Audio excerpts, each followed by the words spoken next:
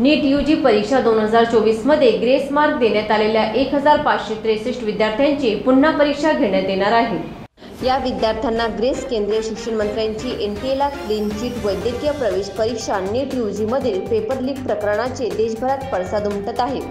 विरोधकांनी या मुद्द्यावरून सरकारला घेरण्यास सुरुवात केली आहे। मात्र केंद्रीय शिक्षण मंत्री धर्मेंद्र प्रधान यांनी या प्रकरणातील घोटाळ्याचे आरोप फेटाळून लावले आहेत। नीट यूजी मधील पेपर लीक झाल्याचा कोणताही पुरावा नाही। एनटीए अतिशय विश्वासार्ह संस्था आहे। त्यात मार्क देण्यात आल्याने काही पालकांनी भ्रष्टाचाराचे आरोप निराधार आहेत, असे प्रधान म्हणाले।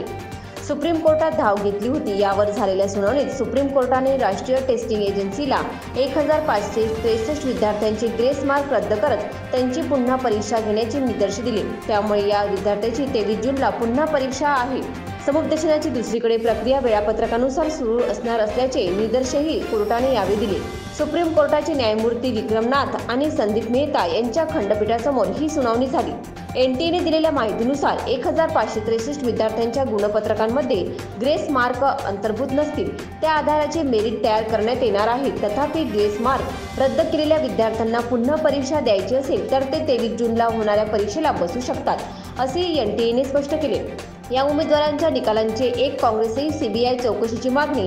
काँग्रेस नेते गौरव गोगोई यांनी या पेपर लीकवरून सरकारवर जोरदार टीका केली। ते म्हणाले की सरकार या विषयापासून पळ काढत आहे। सरकार या घोटाळ्याबाबत साधी चर्चाही करत नाही। आम्ही या प्रकरणाची सीबीआय चौकशीची मागणी करतो।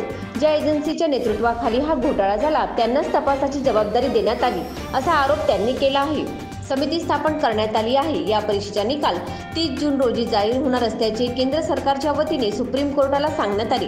हा निकाल जाहीर झाल्यानंतर परीक्षेला बसलेल्या विद्यार्थ्यांसाठी नवीन गुणपत्रक तयार करण्यात येणार असून एनटीएला पुन्हा गुणवत्ता यादी तयार करावी लागेल, ज्याच्या आधारावर 6 जुलैपासून ॲडमिशन प्रोसेस सुरू होईल। ग्रेस मार्क रद्द करण्यात आलेल्या 1563 विद्यार्थ्यांना परीक्षेला न पुनरावलोकन करण्यासाठी बसण्याचा पर्यायही उपलब्ध असेल।